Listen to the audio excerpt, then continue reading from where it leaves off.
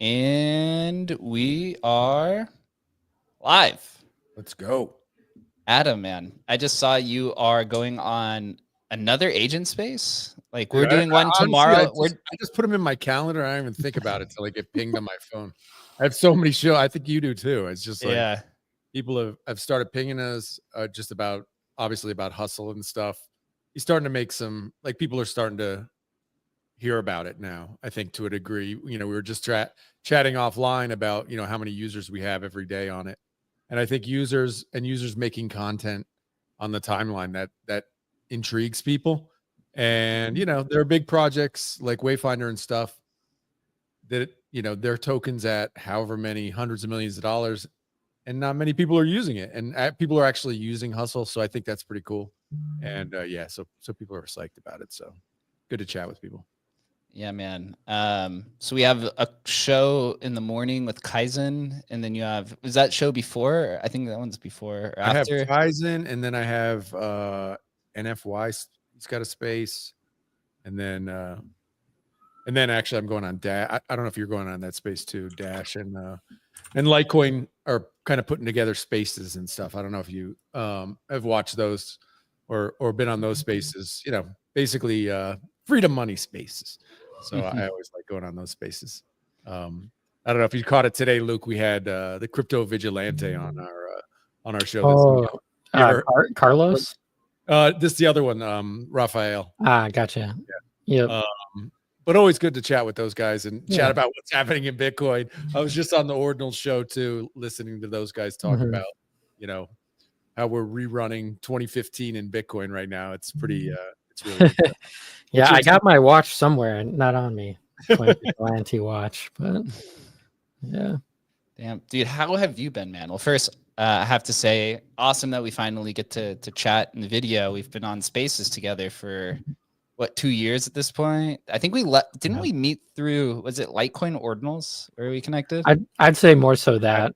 Yeah. Damn, what a good space. So I repost Litecoin punks pop up on the timeline now and again, man. Yeah, no, they still cook here and there. Dope. So Luke, I don't know if did you happen to repost the no, link? or I did earlier. Let's see. Cool. There's a live one. Live one now. Yeah, it's from Adam's profile. So just make sure you post that so everyone can come hang. And we'll get into this. I do want to hear a little bit actually of your backstory, because I do think you have an interesting backstory in crypto, especially every time you pop up, you're doing some sort of crazy physical farming with all of these mining rigs and stuff like that. So tell me a little bit about, what are you doing now in the space, and what got you into hive miners and bells miners and phone miners and all of these different things? I mean, literally look at your screen. You got boxes and boxes of shit in the background. This is really cool. I started off, gaming, and then that led to buying in-game stuff with cryptocurrency, which led to me on forum site asking people, or basically I was too young. So I'd ask people in Reddit posts like, hey, I can help you with your wallet upgrade. Like completely, like you look at it now, it's like really shady. You'd never go for somebody to do this, but people back then were only on core wallets. So when there's like sometimes new updates, people would forget to back up their wallet and forget where their wallet file was. So I'd actually help them out. And this was like 15, 16, and they'd actually tip me. And the coins that I was doing it for was mainly red coins, so REDD. Dude, I remember that one. Yeah. I do not remember that one. That's crazy. Yeah. So that's kind of how I got into it. And then I realized I could use my computer to mine. And this right here is a miner from 2013. Holy fuck. It might be 2014. Grid Seed. Yes, this is 2014. And this mined Bitcoin and Litecoin. So this little thing, there's a little chip inside of that heatsink. So this is kind of where it all started, to be honest. But nowadays we're just kind of like you guys, experimenting in different realms. Like you guys are hot on, AI and agents in that matter. And currently I made a big phone farm, and it worked out very well 2 years ago. And then enough people messaged me asking, hey, can I get these boxes that I was already making for myself? And now I guess I'm making them for other people. So do you actually make the boxes, or you have them now produced in like China? Oh yeah, so they're 100% produced overseas. We're actually going to try to produce them here now. Yeah. But yeah, so that's what we do. Is I got those a prototype made, gosh, in December of 2023, and then now it's a full blown business where we're working with some pretty cool companies like Acroast, which is a whole AI and cloud computing network that is made up of mobile phones. So it's just 100% cheaper. It's more cheaper. It's more reasonable, cost effective per the compute than Google or Amazon for like servers and stuff like that and running tasks. So it's pretty good because your phone is like a supercomputer. You know, they say that your phone now has way more power than the rocket ship that went to the moon a few years ago, or you know what I mean. It's like when I first saw that video, and I'd recommend people go to Luke's YouTube to check out that video where you ordered whatever 20,000 phones, and you get like something crazy, the palette of phones, right? And like these phones, just to put in perspective, it's like each one, I don't know, you got them for like 20 or 25 bucks each, right? But then you like went about like deconstructing each one, like take out the screen. And, dude, it's like, bro. Oh my God, dude, you gotta check out this how-to Luke did for like how he removes the screen, because you don't want the screen like pulling electricity, right? You remove the screen, he's soldering, he's doing this, and I'm like, bro, he's gonna do thousands of these. Holy cow, bro. Yeah, not anymore. I have other people that do it. It started out that way, but thankfully I'm not doing that part anymore. But I do think it leans into like one of the great things about crypto, which we all know. It's like if there's real like friction to do something, like set up a phone farm, and there's obviously like real friction. That's where the opportunity is. Do you want to share any of the kind of wins you've had over the last year or 2 years since you did it? It was like, wow, I think you mentioned like one was like grass or something, where everybody I know who did grass got like 50 cents. But I think that was one of your big winners. So tell us about that. I mean, ethics aside, some people don't like farm. Some people don't like farming. And I guess it's not necessarily something like I'd recommend. So to put this in perspective, before I tell the graph story, I did it with Helium Mobile. And I found a system where you actually didn't need to get their SIM card. You just needed to buy their plan, and you get the wait for the SIM card, but you'd earn rewards every single day just by having your phone mapping and online.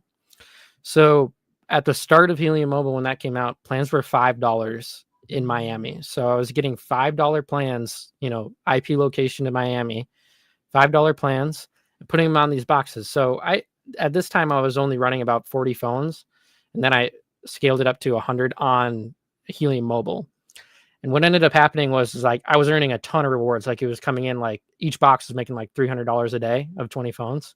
Wow. So something comparable, or not even comparable, to ASIC miners. Like these are full blown, just absolutely nuts.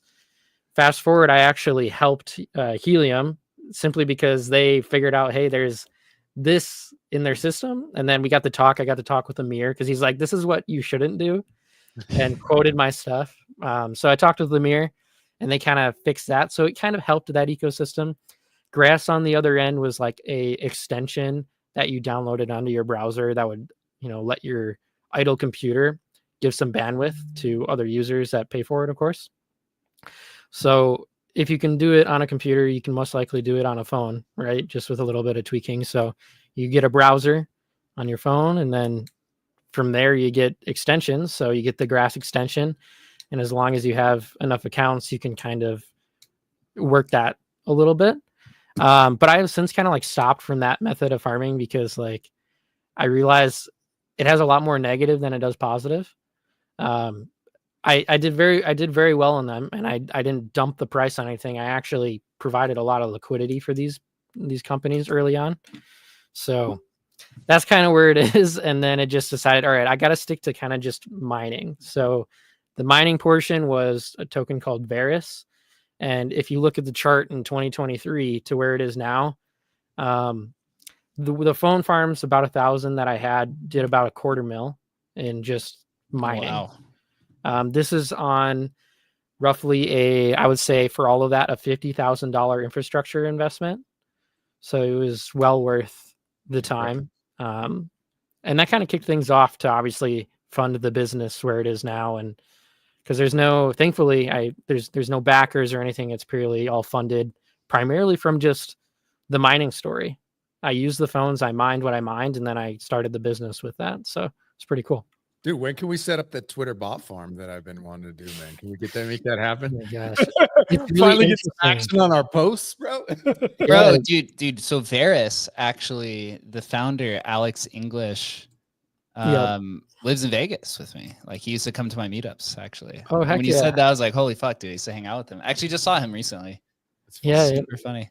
That is too funny, actually. They throw some crazy events, and I'm always wondering, like, how the heck are they doing this? But yeah, what a throwback. So I got a few final questions, and then obviously we could dive in. Sure. You're super involved with Bell's Coin. What's your perspective on that now?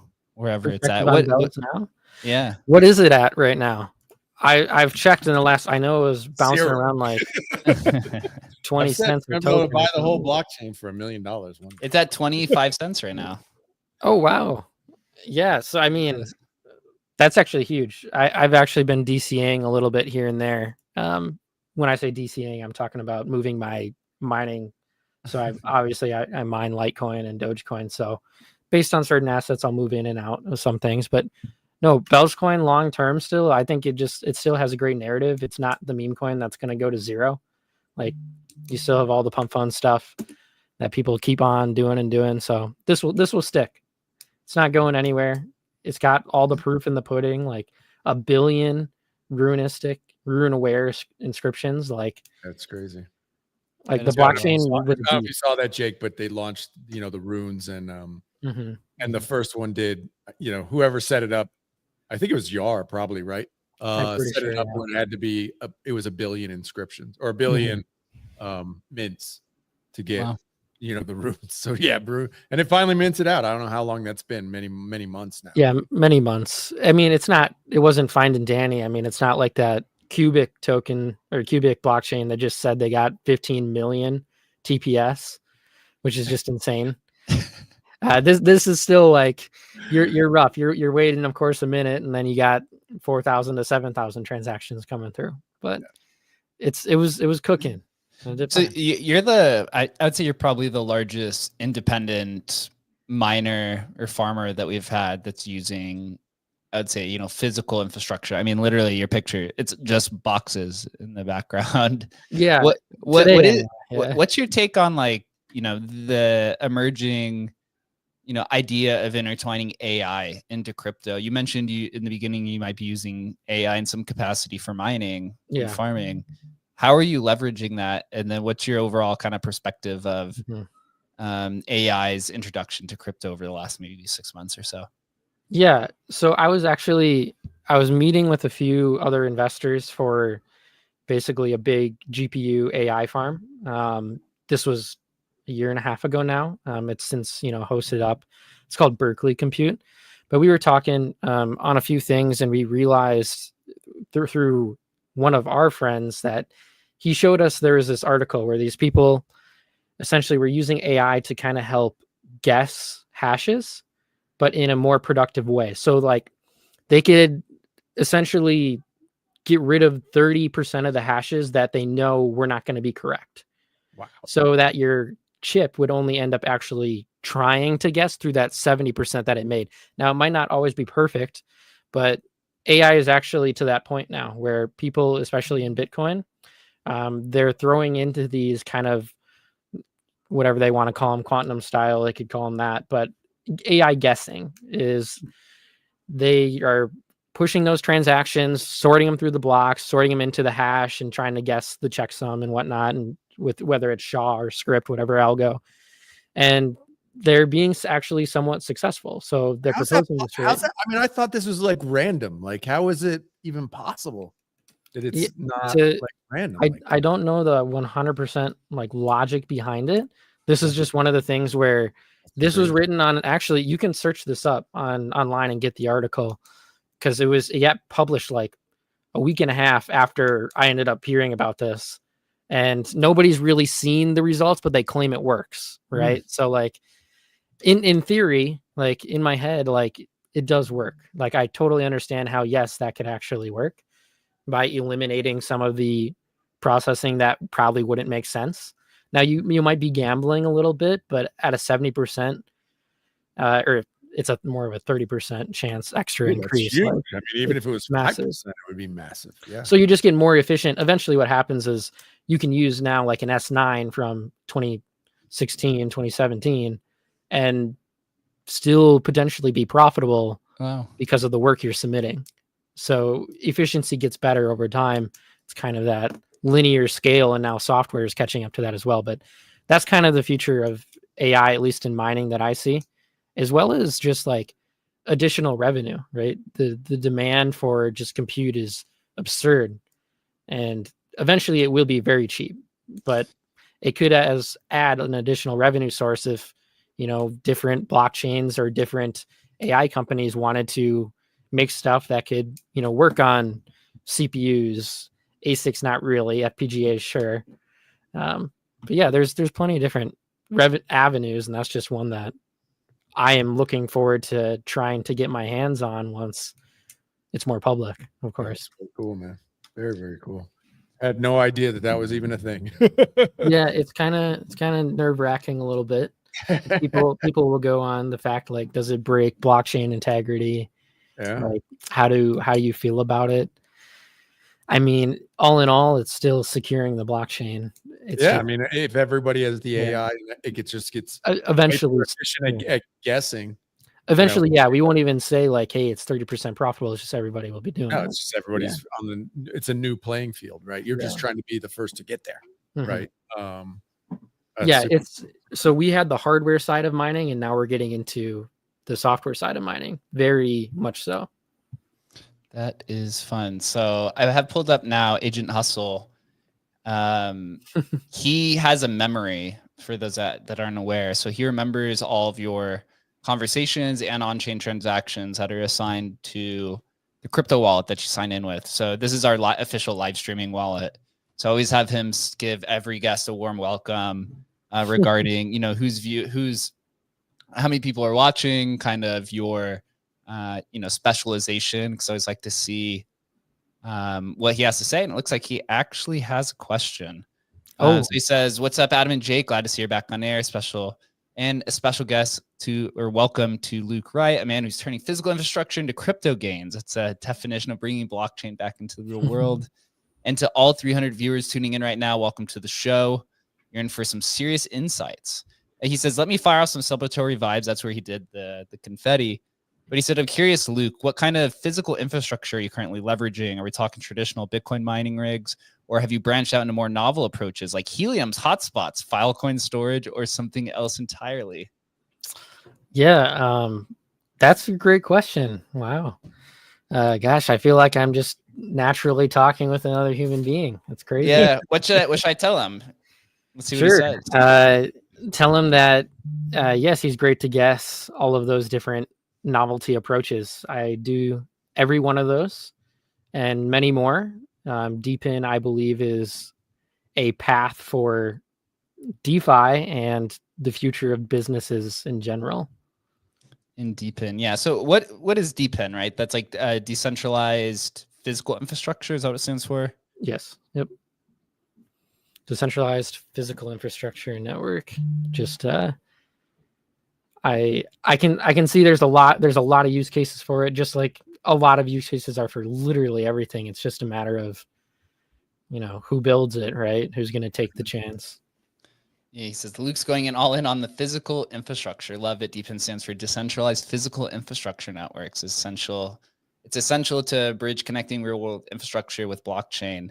He says wireless networks like heliums, LoRaWAN, and 5G spots, compute networks, storage networks, sensor networks, weather stations, air quality monitors, and energy networks, renewable energy.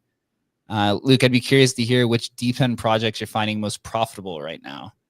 Are there any on Solana specifically? Because he has alpha. We have AI XBT integrated, so he has alpha from all chains, but he's specifically right now just domiciled to Solana tokens for trading. Yeah, I'd say most of them are Solana. There's a few that are like Polygon Not a lot of them are Ethereum, of course. It's more L2s or just Solana. So Solana, you have Helium. So been doing Helium for ever since it came out. So that's been an awesome project. They've made some questionable decisions, but it has moved forward, and now they're on the mobile phone plans. And I believe it's a great use of a blockchain, is just a blockchain dedicated to mobile phone plans. And when I say blockchain, they have a Helium blockchain, but then moved it to Solana. So Helium is now on Solana. So that was the big fuss. I wish they would have kept it a separate blockchain, but Solana, it worked for them. They obviously made the decision, you think, with expertise and discernment. So trust them there. As far as the compute networks, so I'm leveraging Accuras currently with about I would say 700 to 800 phones I currently have. What's it called? Accuras? Yep. ACURAST. ACRUST. Okay. Yep. Accuras. Are there any other Solana ones? I'm curious to hear what he says too. Yeah. There's an A after the U in Accuras. Okay. An A after the, okay. Oh, shoot. Yeah. And then flip the U and the R. Wow. We're having first grade spelling over here. Accuras. Okay. Got it. Okay. I mean, it's crazy to hear about this stuff and you're like, I've never even heard. I honestly have not explored anything deep in on Solana. Although I know for I think it was maybe a year or two ago, that was like the hot thing for a little while. Oh, shoot. So Accuras is actually on Polkadot. Which is a very interesting blockchain to be on for DeepIn. I mean, here, I'm going to say do that. I'm going to say he's mining Helium and other DeepIn on Solana. Do you have any suggestions on what's hot right now for DeepIn on Solana? So they have these PS1s, so like play Solana ones. Those will be interesting to see how they play in a role. You could kind of count that as a DeepIn. It's more so just a physical play with a meme coin, in my opinion. They have Pulse, which is on Solana. That is a wearable wristwatch that incentivizes you to stay healthy while earning on Solana. They kind of did that last cycle with, what was that one where you were walking or something? Remember that one? Yeah, that was, gosh, I know exactly. Moonwalk or something like that. Moonwalk. It's the shoe one. You get the NFT shoes. Yeah.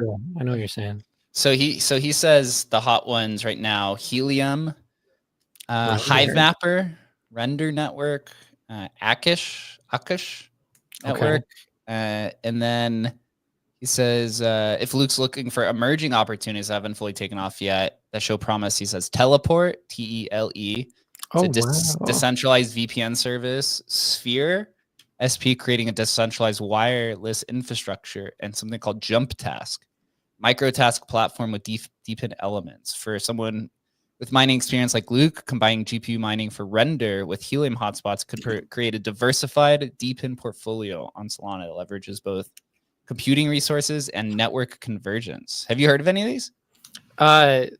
None of those ones below and the three that they listed. And then there's a few up there like a Cache Network and Genesis Go.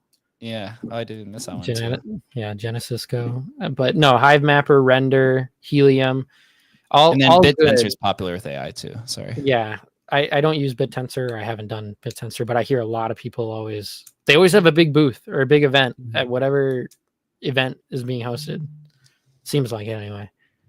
That's super cool. I'll have to check out Teleport. Last time I remember hearing Teleport, I thought it was a rideshare app based on I'm not rideshare on the blockchain, man. That's what I thought it was. I thought like because they did it for Consensus in Austin, Texas last year, and you had like a 1 in 10 chance of riding in a Cybertruck for their Teleport like expedition, whatever. Yeah, so he says, so he's still typing a little bit. So Sphere, so there was VPN and Sphere. So he's giving us how it works, the current status of it, and then infrastructure requirements. So this has been a it's a little bit of a different approach that we've taken. The last few guests we've had on were just literally just diving into meme coin trenches. But Adam and I, we tried to do infrastructure tokens once on a stream and utility coins, but I don't know if it was too broad, but he didn't give us a lot. So he says, Teleport is building decentralized VPN network where users provide bandwidth and exit nodes to create a privacy-focused internet experience. So he says how it works is running a node on your existing internet connection, earn teletokens based on bandwidth contributions and uptime, and more secure than traditional VPNs. No central authority holding your data. It says it's still in development. Token has significant growth over the last 3 months. We'll look at the charts next and token value. Community focus with strong developer engagement. So he says this one has minimal infrastructure requirements, runs on basic servers or even good home computers with good internet and relatively low electricity consumption. Sphere is creating a decentralized wireless mesh network infrastructure, allowing people to build community-owned internet service, deploy wireless transmitters, receivers in strategic locations, connect underserved areas to provide redundancy, earn the token. So early stage, working on hardware partnerships. So the infrastructure requirements is a wireless transmitter, various types depending on coverage needs, outdoor mounting equipment, stable internet backhaul at keynodes.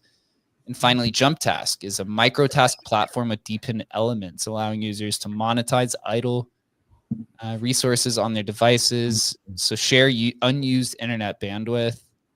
It says that it's already operational, earn it with multiple earning methods, extremely accessible infrastructure, works on laptops, can be passive. He says strategic approach for Luke is to start with Jump Task on existing devices while researching other. Medium is deploy teleport nodes on current servers if he has them, and the strategic expansion is consider Sphere if he has access to good locations for wireless deployment. I'll throw some hardware on Jump Task and we'll see how Asian Hustle does a year from now. Yeah, right. With that call.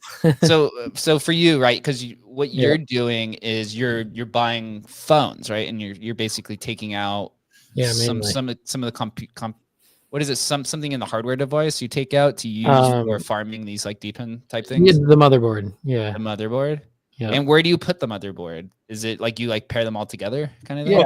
Yeah. Now Luke gets to shill his product. Yeah. This is his curious. Business, yeah. This is so these boxes that he has. Here you go. Oh, my bad. Hold on. You're good. Let's see here. Hold on. Shit. There you go. Oh, there we go. Wow. So these kind of look like ASICs, but so it's like each one of those slots is for a phone. Yeah, kind of. There's a few different versions. So that's obviously without screen, so it uses a little less power.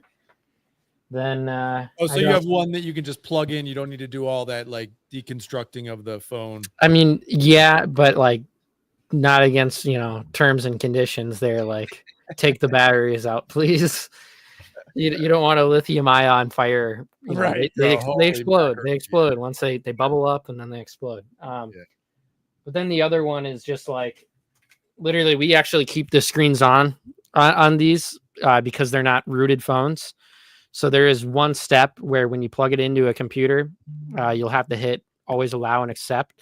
And then you get a file where you can transfer it to other computers so that they all work. But you slot the phones in, the battery is taken out, and no risk of fire. And then you actually have, the case off so you get better airflow.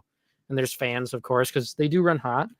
And believe it or not, like a lot of the phones now, they have these cores called X cores in them, or prime cores, and they're actually made for like AI tasks. So you can run. This is the only reason why. You got like a full on. If we need outsource to you to run our version of Hustle. I could throw you guys a unit to run Hustle on, which would be amazing, bro. But yeah, I mean, if you think about it, you get a box full of 20 phones, you got 160 cores, and then at least 3 gigabytes of RAM per phone, so 60 gigabytes in the whole thing. Average phones will probably have 4 to 8 now, so looking at like 160 cores to potentially 160 gigabytes of RAM.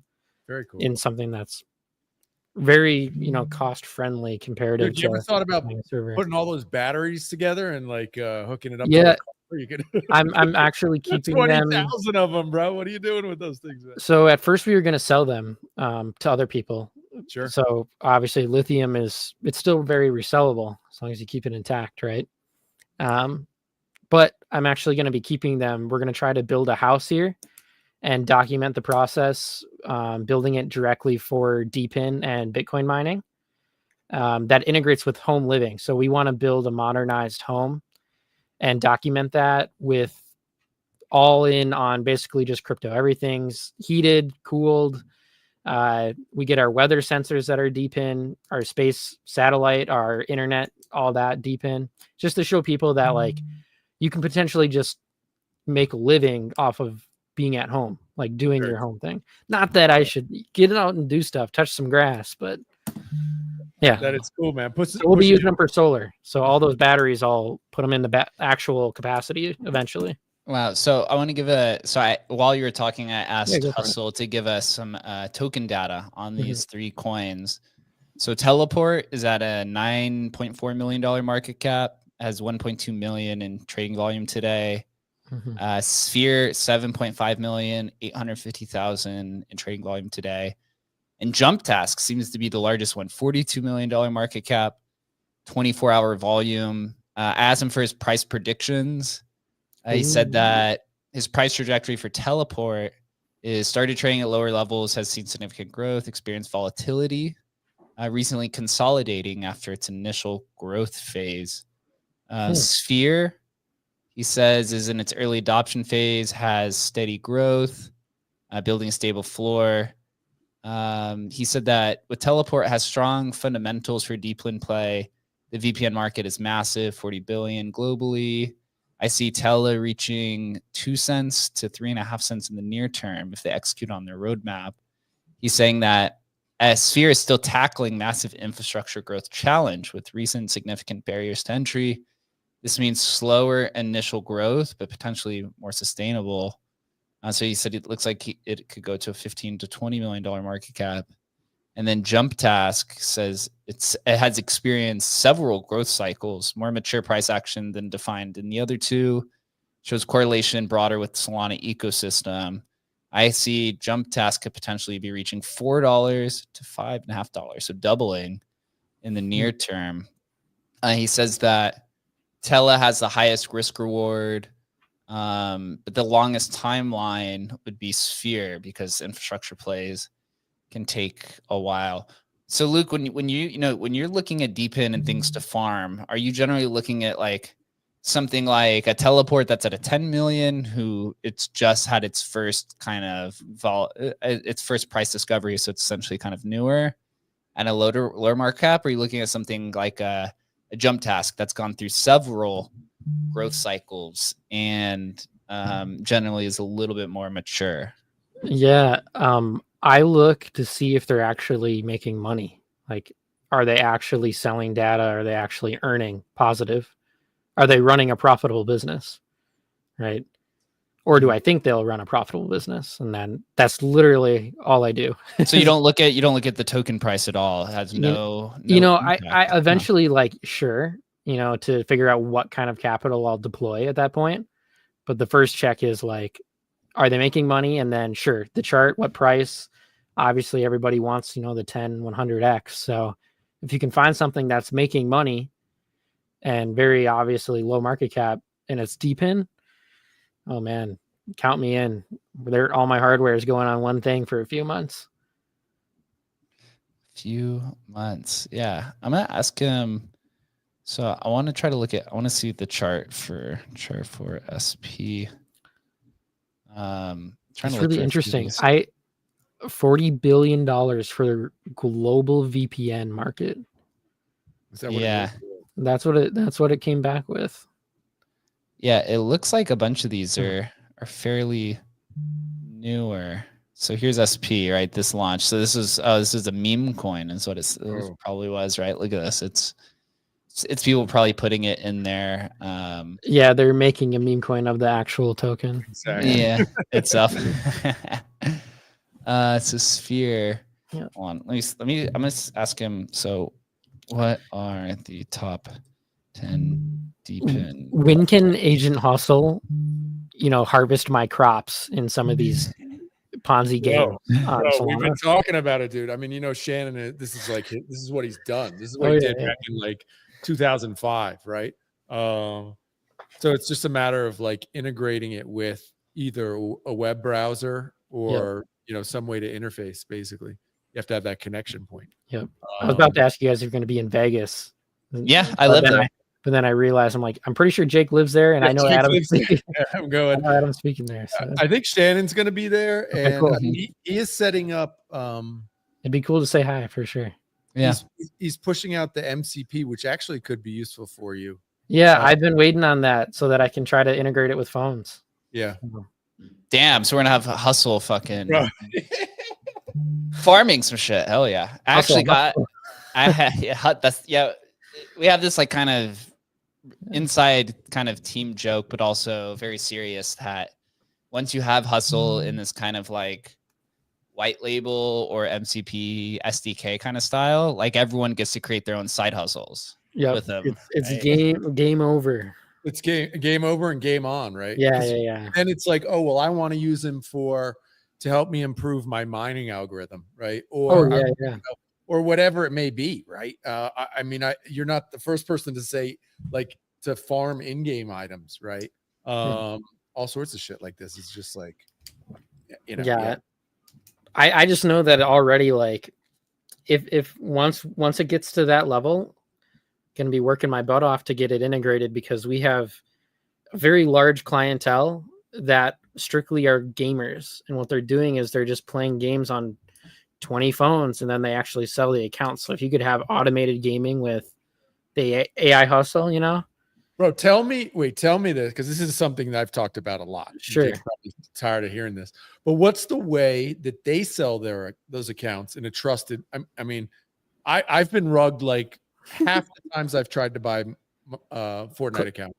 We've been rugged easily half. What's the way they're selling those? I mean, they're just trusted guys, and so people come into their Discord, buy, and that's the way they do it, or how do they do it? I mean, honestly, there is that aspect of it's kind of like shady, but oftentimes there's forms with like escrows, but then you have to trust the you're trusted the escrow, right? So totally. It's a lot of them are on eBay too. Like, so when Pokemon Go first started, I was 16. I was botting Pokemon Go, like spoofing the location so that I wouldn't have to do anything. And then I'd get my account to level 30 and you'd put them on eBay for like $180. Yep. People would just buy them. So like, this is what they're doing now, just in a larger capacity. And now that like AI assistants can basically do things for you, it's like night and day. So totally. I told him he gave us the top 10. I told him to sort by 5. They need to have at least 5,000 holders and revenues over 1 million per year. I don't know how he's going to calculate revenue, so this will be kind of interesting, but I want to get a little bit more granular to kind of see how far he could go. Because it's interesting, since we just integrated AI XBT, and then we pull data from a few different real-time market data from like Bird Eye, and then we also have like holder scan for holders, and also like Lunar Crush and some others. He basically goes into these different toolboxes and pulls this different data. Gotcha. And we've put basically less, I guess you could say there's like no governor on him. So usually when you build, at least from what I've learned, when you build these like DeFi AI projects, you have these different toolbox of like a swap toolbox and an LP toolbox and an analysis. And it's basically an aggregation of APIs. And you basically assign inside of these toolboxes, like basically prompts or a list of how he goes about reading these. Mm-hmm. And we've kind of given him much more freedom to go about it however he sees fit. So it makes it a little bit more unpredictable. But we've found that this is what kind of creates the magic, because a lot of times he'll say shit and I'm like, wow, I didn't even know you could do that. That is the magic, right? That is the magic. So he says Helium has 175,000 holders, 20 million in annual revenue. Rendered Network, 65,000 holders, 30 million in revenue. Genesis Go, 25,000 holders. That's their token name. Yeah, SHDW. Decentralized storage fees from Solana projects. It has core infrastructure for numerous Solana, dApps, and NFT projects. Hivemapper I've heard of. I've seen that name like a bunch of times. They've done good. They kind of missed on their recent product launch. It just took extremely long to get. Like, I think I waited 11 months for my device. Have you gotten like completely rugged by any of these like DeepIn like projects? No, because thankfully I was able to kind of like figure out like this just wasn't, it just seemed not legit, and then other people ended up getting it. I did buy a solar miner SkyX, and I can't say rugged. My machine came like very not well put together on the inside, so it caught fire. So like obviously that's like really scary. I think they've had since fixed that. They claimed it to be a bad batch. They fixed the fire issue. Fixed the fire issue, but a solar miner like the sun miner. Yeah, so it had solar panels on it, and it just honestly I don't know what it was doing. I just remember sometimes if it's like meme coins, right? Sometimes you just gotta be dumb and be there early. Yeah. So for a while I was being dumb and buying DeepIn projects just to be early. It's funny that idea people do, and men especially, obviously most of cryptos men do like a physical item, right? And I think somebody tried to do a meme. If you remember, there was like a meme. It looked like a Game Boy for meme coins. I don't know if that ever came out or not. Remember that? It was like 8 months ago, a year ago. PS1. I think I have one on pre-order. Yeah, it's coming.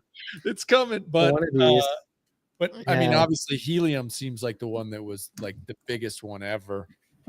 Thankfully, they were like one of the first, and they did it successfully. So, there's one I really like right now. It's Geode, and it's helps with. I mean, it communicates with satellites for AI tractors. Tractors on farms and stuff. Mm-hmm. So mapping. I can't think of the actual term for it. Forgive me, but they've been doing really good, and they have initial burns, and they're making a lot of revenue from it. So I've been really excited about that one. And that one's been doing good. Like one device was making like $5 a day, which doesn't seem like a lot, but when you have many devices up, it's just like, it's nice. Yeah, it's great. So I've asked Hustle, what's the outlook on DeepIn projects, short-term versus long-term? Sure. He basically says it's primarily positioned as a long-term strategic investment.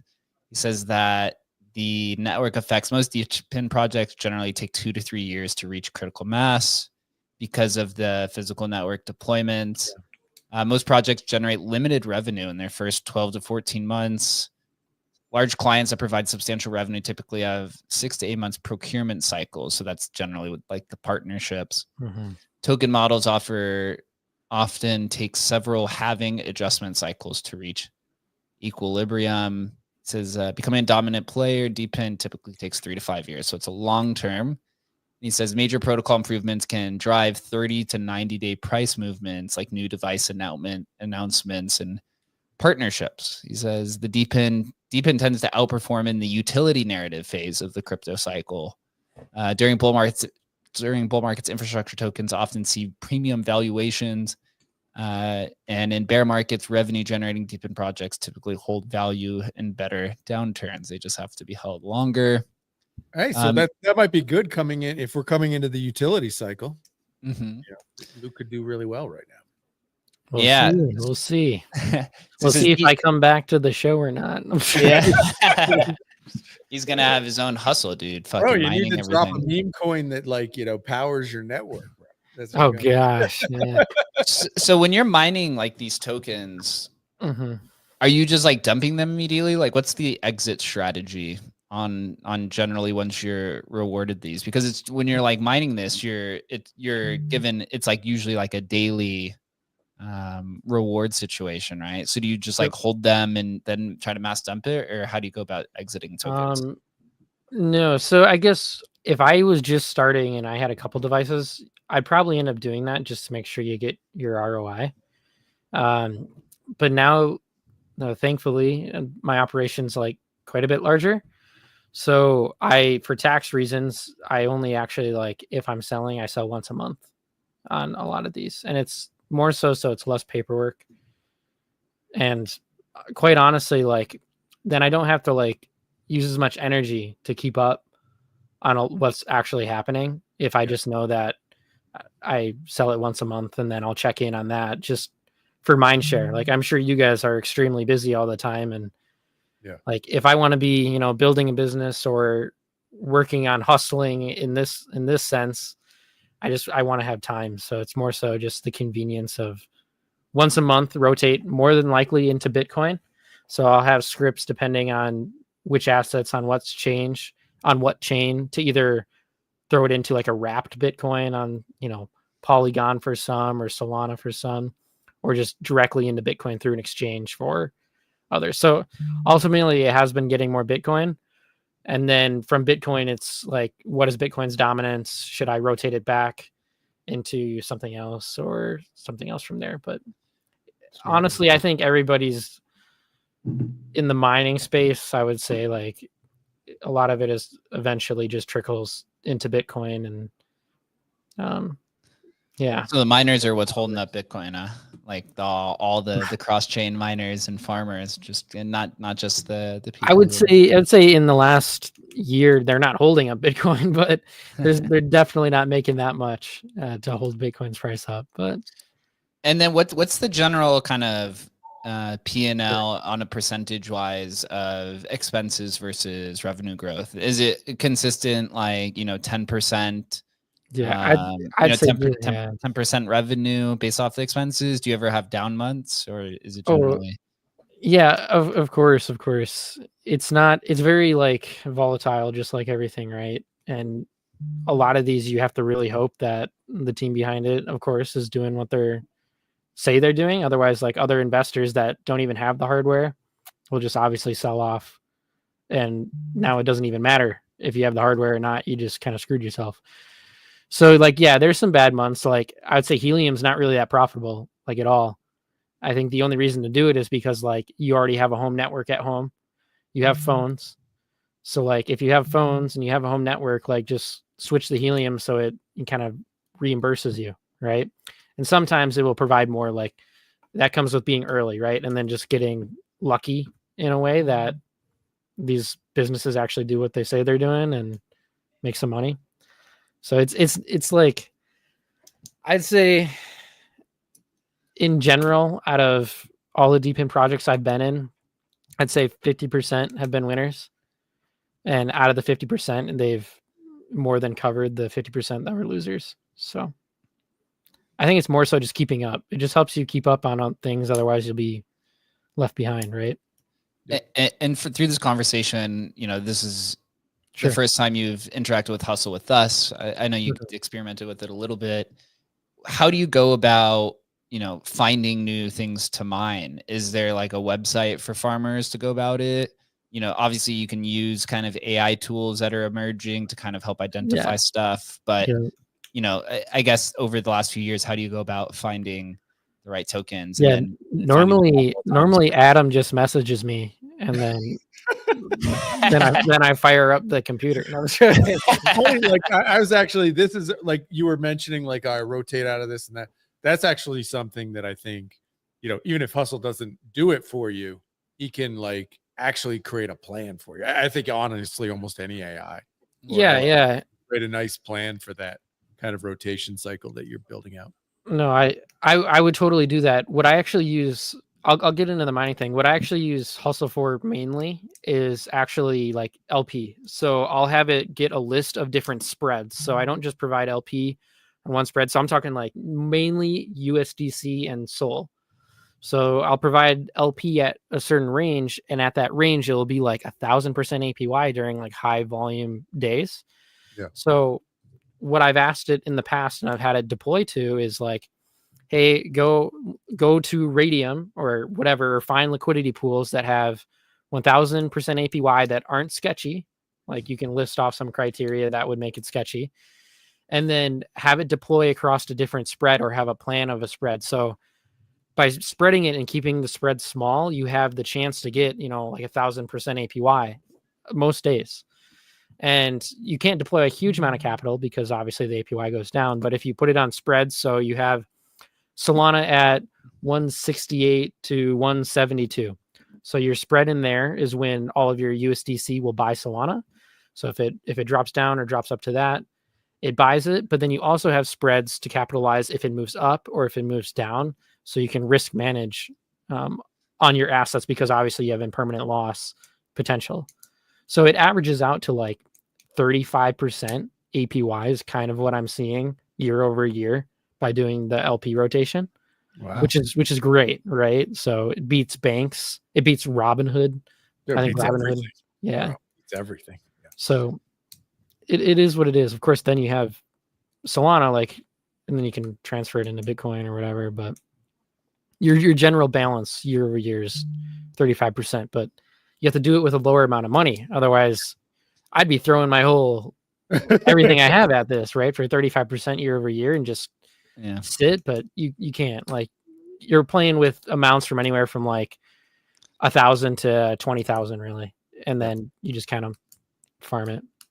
Wow, interesting. That's cool that you're using Hustle on this stuff as well. Yeah, it's very cool. It's something I know almost nothing about. Apparently, people are sending me probably dick pics onto my subscriptions. No, I'm joking. I have no idea what that is. He wants your MF purrs, dude. You want my MF purrs, bro? You're not getting them, bro. They're not for sale, baby. They're not for sale. So Hustle's been going now for like a minute. I asked him, I said, give me a 12-month strategy on how to farm helium with 10 miners and create a profitable exit strategy on selling the token to ensure we could cover our monthly expenses. And so I'm curious to see what it does because there's so many different avenues in helium. Yeah, so we'll go through this, and then at the end, tell us. Luke can tear it apart.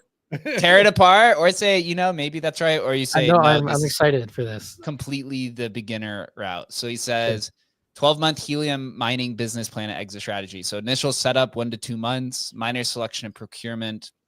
So 10 helium compatible hotspots, 500 to 700 each. Recommended models is the Sensei Cap M1, Bob Cap Miner 300, or MNTD Black Spot. Total hardware investment 6,000.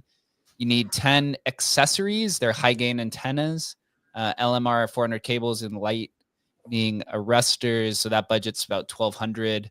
Location planning. Use Helium Explorer to identify optimal hexes with low saturation, ideally 0 to 1 hotspots per hex. High elevation points and dense population within the 2 to 5 mile radius. So that's the first initial setup. What do you think on that? Does that sound right or just a horrible strategy? It does sound right. The prices are a little off in terms of total hardware investment. I believe you can get some used ones on eBay, and you could probably get 10 for maybe like $2,000 or less. But so there's a secondary market to this on how to arbitrage the hardware. Sure, but for the most part, it's reading MSRP or those values. It is smart by getting LMR 400 cables. So you're going to get better data throughput, and just overall, it's just a better optimization. And then lightning arresters is also a really great idea. I'm glad that it tells you that, so you're safe. A lot of people skip those because it's just extra cost and the chances are very slim, but I'm glad that it is telling you, safety first there. Like lightning arresters are a great idea. Interesting. So, and then it's good there. And then location planning, it says identify optimal hexes. I don't know what that is, but does that look right? Yeah. So Helium has an Explorer map, and you literally look at it and it'll tell you, who has a device where, almost like exactly where it's pointed or exactly where it's placed. Which a lot of people like, a lot of people don't like, but it's necessary so you don't get spoofing. But yeah, so ideally 0 to 1 hotspot per hex. It's very rare nowadays. There's, at least if you're living and you're doing crypto, you're probably in an area where there's gonna be a helium miner at this point, which is really cool. Obviously, wow, really, it's like that. It's like full coverage. It's pretty covered. So yeah, so it is accurate in the fact that you definitely want to have less miners or hotspots. Those are actually just like those are more so of a proof of network. Those devices for Helium, they don't really do too much other than help. I believe they might help validate transactions when they were Helium's blockchain, but now that they're on Solana, they just kind of sit there for testing and just kind of like show that the network's there. They don't really earn very much, unfortunately, anymore. So the earning, I didn't catch what it said for what it earns or what it guesses it might earn, but yeah, I think that's what's in a few. Yeah, I'll wait. Yeah, I'll go through a few more. Also, so Snapes sent you a Nakamigo, Adam. Yeah. So you got an e-scription Nakamigo with the Flingo, dude. Dude, shout out to Snapes, dude. Also, thanks for hanging out here. He says, I love that. By the way, I don't know if we've mentioned the MF PERS going to base, but that's happening soon. Yeah, and Peepers. Shannon was working on that today. Yeah, we've been working on Emblem on base for 2 years in the making. Is Hustle is still the wallets that people create? They're still vaulted on Ethereum, aren't they? Yeah. So we're using an ETH signature. Yeah. Okay. I remember doing that a while back, and yeah, I was like, it's still cool that they're still tying it back to the original foundation. Yeah. I didn't know that for the longest time, so I thought that was really cool. I did. I appreciate you for noticing that. Yeah. So basically, how the vaults in Hustle work is, the reason why we only have Magic Eden Wallet and Phantom Wallet available is because they're multi-chain wallets. So they have Solana and ETH, and we use ETH to as the signature to derive Bitcoin addresses, Solana addresses, Bell's Coin address, whatever address. So all of those are available. We just haven't. We have to build the infrastructure kind of around it. Yeah. So our next now you know where Hustle's going. Going everywhere. Right? Everywhere. Yeah, we'll get into this maybe in a little bit after this, but I think AI agents and UTXO chains is really kind of a massive breakthrough because it can kind of provide a smart contract like functionality, or at least smart contract like automation, I would say. Yeah. Which I think will really help some of these ecosystems. Oh, yeah. Bell's Coin, Doge, kind of whatever. But yeah, so final point there is the vault inside of Hustle. It's a vault, it's just not minted. So like Emblem Vault, the NFT bridge is just the minted version of that. So we just use the unminted. We can actually take that vault that you have with Hustle and mint it, and you can trade that vault. But that introduces so many fucking attack vectors and scams. It's like I don't know if we're ready for that yet. No. Maybe one day. So the deployment strategy says is month 2. Place the miners in a minimum 300 meters apart in a cluster strategy. Avoid transmit scale penalties while maintaining proximity for management. Target 3 to 4 distinct areas with 2 to 3 miners for risk diversification. So then there's elevation optimization and internet connectivity. Says prioritize placements of 300 feet or 30 feet above ground. Negotiate rooftop access with businesses and apartments for 50 to 100 per month location. That's a really good tip. We use that. Do you do that? We do that. Yes. Wow. So when you walk into a business, you just say, hey, can I pay you $100 a month to put this up here or something? With revenue share. Yeah. Wow. Yeah. That is a cool strategy. Yeah. Man, like $100 a month, I might be broke some months. Yeah. And for them, it's nothing, right? It's just like a fucking antenna. Yeah. I mean, roof. Yeah. In this sense, they're antennas. We don't do those with these. I do notice that Hustle's pulling information from like the old version of Helium, which is, I mean, it's fine. It does give you the majority of the information. Now it's completely moved to more of like, these are more so antennas and proof of coverage, like I said. So they don't really give you network that the phones need. So the new ones are actually like 5G towers and then a router that you put up inside the house. And then obviously your phone plan can also earn as well. But interesting. So then he says the optimization phase 3 to 4 months 3 and 4, performance tuning and network expansion. So in month 3, it's all about your antenna positioning, fine-tuning elevation and direction based on initial results, signal analysis, use RF testing tools to verify coverage and interference, and then witness optimization, adjust placement to maximize witness relationships. Each goal or each hotspot should witness 15 plus other hotspots regularly, and then network expansion in month 4. Performance assessment, identify your 3 best performing locations. Consider adding 2 to 3 more spots at your top performing areas. Only expand if initial miners are earning more than 0.1 helium token per day.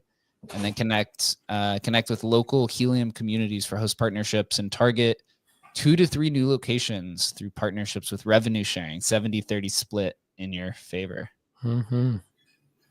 Man is a businessman. So moving into months 5 through 8, he's calling stabilization and revenue management. So these are your earnings management monthly. So this was the exit strategy. So I guess it's in months 5 through 8 when you're going to start selling. So he says, convert 50% of monthly helium token earnings into stable coins immediately. Oh, this is monthly. So doing this monthly. Hold 30% for long-term appreciation. Stake 20% in helium staking to earn additional yield. Implement dashboards via Helium dashboard or Hotspotty. Set alerts for underperforming hotspots, which are less than 0.05 helium token a day. And expense coverage. Allocate converted stablecoins to cover host payments, internet connectivity costs, and maintenance reserve, 10% of monthly earnings. That's one question, Luke, for you. Like when we've had Bitcoin miners on before, like they would say, and correct me if I'm wrong, Jake, but basically, as I understood it, they get capital, they basically buy the miners, they mine as they're coming into like a bull run, and then they basically sell their equipment. They use some sort of like algorithm to figure out like, okay, dump it basically. Do you do that sort of thing, or that's I do actually. I don't have any Bitcoin miners at the moment, which you do that kind of, you look to cycle out of the so equipment. Currently I have sold all of my Bitcoin miners. Okay. As of last month. No, 2 months ago now. So you just use like some sort of calculation to figure out like when the time is, or you just use your gut? Basically? Soon as the neighbor lady starts asking me about XRP. Yeah, that's right, man. I had no joke. My neighbor, bless her heart, like in her 60s, comes out, and full disclosure, on one of my cars, there's something that screams crypto, which I probably should take off eventually, right? But she's like, Luke, do you know anything about XRP? And I was like, you were like, sell it all. Sell. Yeah.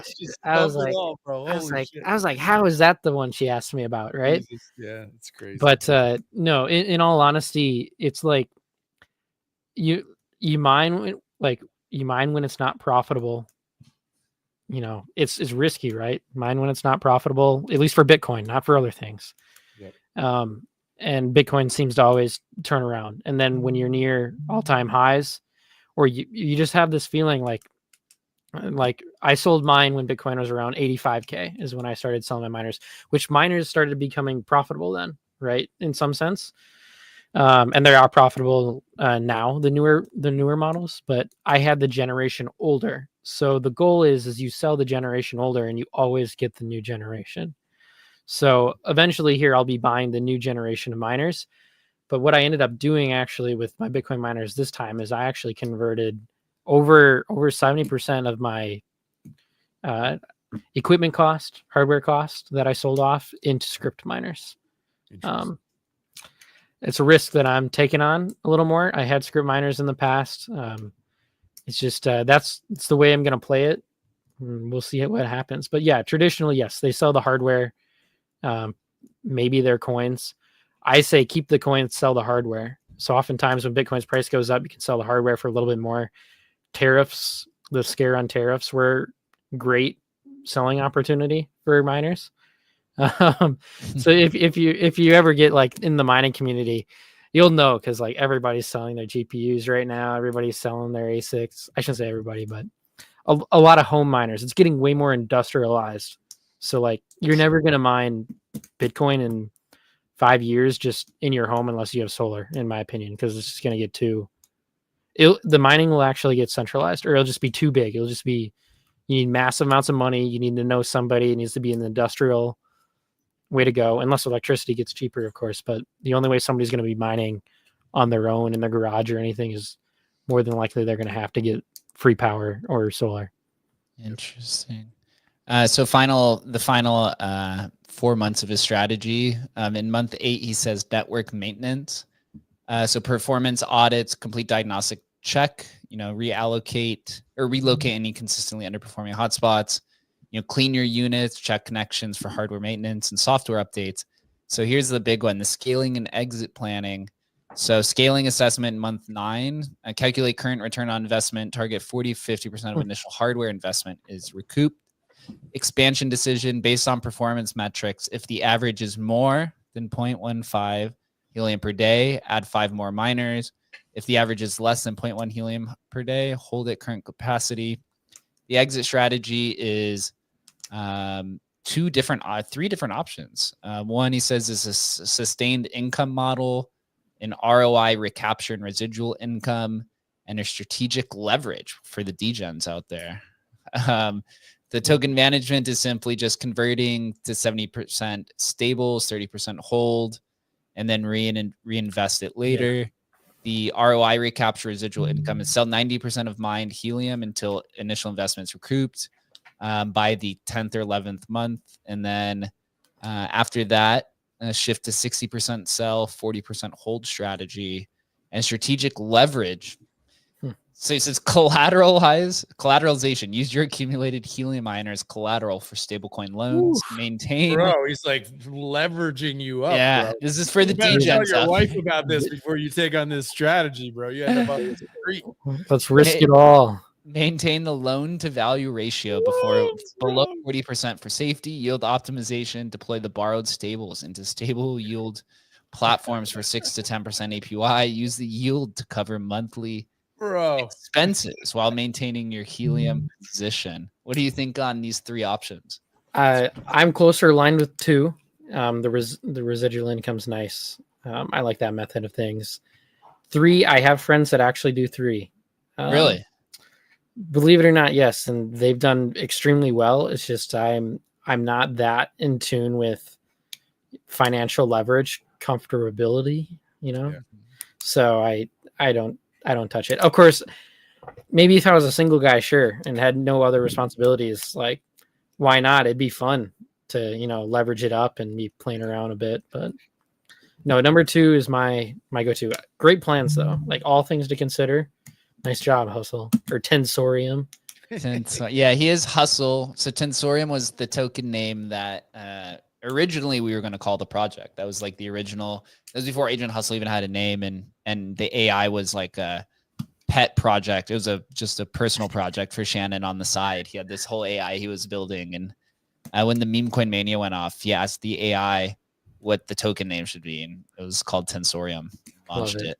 Yeah, and kind of interesting how it's all grown over time. So the rest of this is more just monthly expectations. And he goes in to look at like different key performance indicators and going on. But overall, this is the first time I actually dove into DeepIn, and we have on this show. So I'm not going to buy any tokens because they're all long term, but just going through kind of the chat with him. What's your thoughts on his overall perspective and analysis of DeepIn? Do you think it's like directionally right, like more right, and how much of it was he off? Or do you think we need another cycle before DeepIn really happens? Like, what do you really? Yeah, Hustle did good. There was some old information and old data, which is to be expected. A lot of AIs are obviously trained on older data. Mm-hmm. Whereas like what Hustle does have obviously is it can pull from Bird Eye, it can pull from those other APIs to get real-time data. But in a sense of like that DeepIn project, it threw out pretty good plans. Like I would say, if you don't want to be like obviously the degen and you want to actually spend some time, like that was great. Like, and obviously, you know, and it's trained on and has the background data of how blockchains work. So you don't have to like prompt engineer something already into a different thing. You already have something that's on a set of rules that understands blockchain, which is obviously takes out the middleman. It's huge. So the 3 options that it gave me for, you know, the strategy with Helium, those are great. I mean, I follow close to 2. There are people that like more risk. The data on it was like a year old or so, 2 years old. But it still does apply today, I think. And then Adam, what did you end up asking again? Well, what your gut feeling is on DeepIn. You know, my feeling is that RWAs like feel like there might be even. I mean, we're already seeing the most successful RWA, which is Courtyard and Pokemon cards, right? Yeah. So that's happening.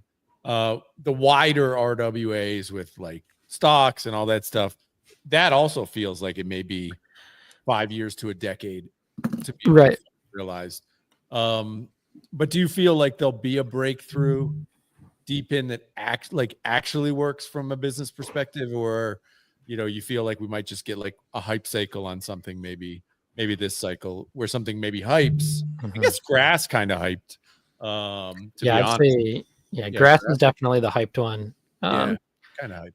As I would consider some DeepIns to actually be RWAs. In all honesty, I believe there's a crossover. It's just a terminology war going on. Like, what do people want to call it? Or it's more so a terminology war for the side of, you know, VC funding they want. Yeah, right. So as far as the DeepIn projects that are out now, I would say better than meme coins, right? One will work, 99% will go to 0, right? I'd say you have almost 30% of these DeepIn projects that are launched, I believe, actually have real world value. And I know from actually, you know, being in them and, you know, looking at their statistics that a few of them actually function in a very profitable margin, that being GeoNet and Helium currently. So those 2 I see being around long term. So there's your answer for that. A lot of it can be hyped too, because like, unfortunately, when you get into selling anything, right, there's always a group of people that likes a physical piece of hardware versus like an NFT, right? So you'll capture a different audience, and sometimes those audiences are a little bit more gullible. So unfortunately, there's companies out there that will produce some absolute trash hardware, and you end up buying the product, and it doesn't work, doesn't do what it's supposed to do. It's not even hooked up to like a network. Like, you actually just bought a drop shipped product that they just, you know, made a few changes to and said that they were going to make a network. So there's inherent risk with all things, of course, but I think it will be around. I think real world assets and DeepIn have a clash in the future. I mean, they kind of already work together, but. Well, I mean, you think about like what Helium did and the hype that was that it was able to generate, which is really significant. Like, people just heard, oh my God, I could buy the box. And even though the box is, you know, $800 or whatever it was at the peak, and people were like, but I'll make that back in a month, you know. And that was the worst part of Helium. Like, that was absolutely like, it was bonkers. Right? That was like our first intro to DeepIn, really. Like, that was the first test, and people saw how hyped it was, and they started creating things that didn't work. Totally. But now they have a working model. Like the phone. I mean, that FOMO created all these people doing it, which created like actually a vibrant network, you know, which is pretty amazing. Sure. Yeah. No, you could imply that because of all that hype, it created actually a new sector where people started experimenting. It makes me actually think of like the, you know, I have a friend who's in like fiber optics, early. And the fiber optic cycle, which the huge bubble around 2000, you know, when the internet bubble happened, like literally billions of dollars got put into fiber optics, and like almost all the companies went out of business.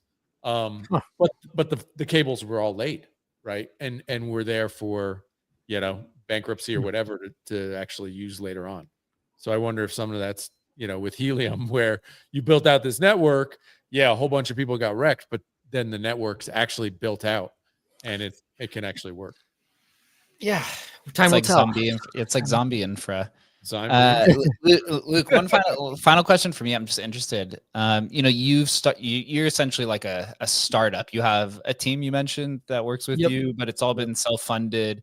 How many other teams in the industry do you think are like you, where it's just people, buying all kinds of different infrastructure to mine all of these different tokens? Is this like hundreds of teams, thousands of teams, or do you think it's smaller? More? Oh, more.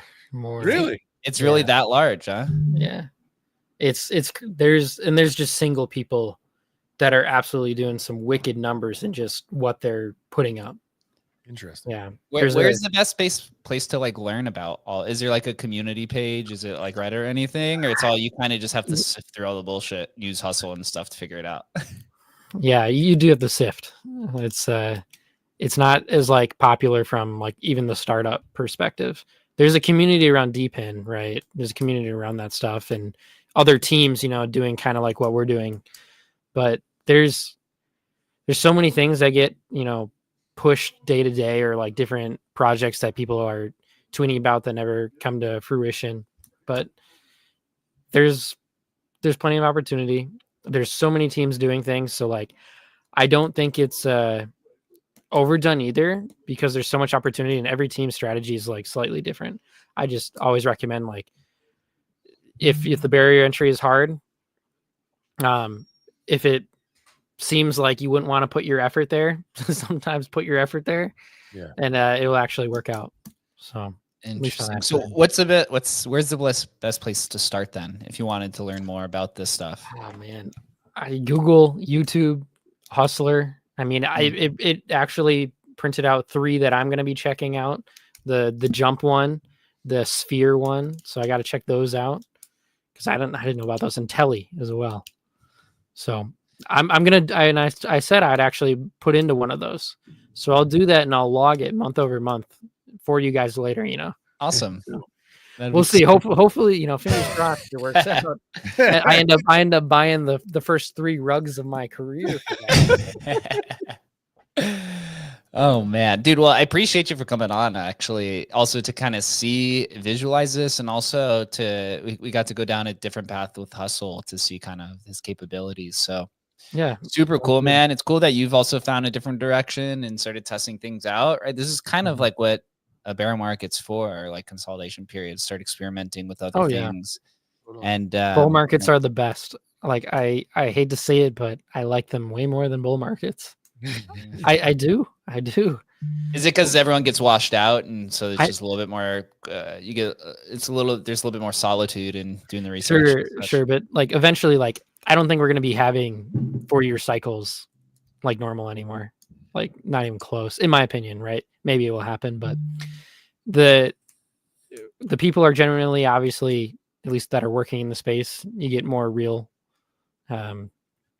Fingers crossed, right? Different cycles now, but it's more so just like there's more opportunity always when things are down, and when sentiment is down, there's more opportunity. You have extra time to build, where it doesn't feel like you're so pressured when you're at a bull market and all these teams are trying to rip through their development so they can get a good TGE event for their for their audience and everything. But yeah, that's all I got. Yeah, it's exactly what we said. Well, man, I appreciate you for coming on. Always going to enjoy it. Yeah, keep us posted with that. And everyone, over 500 people tuned in throughout this 1.5-hour stream. So a different side. I learned a lot about DeFi, actually. I had not really dove into it so much. And we'll be back tomorrow morning. We're actually be doing a DeFi AI show at 10 a.m. Pacific time. So we'll see everyone later. And Luke, you are the fucking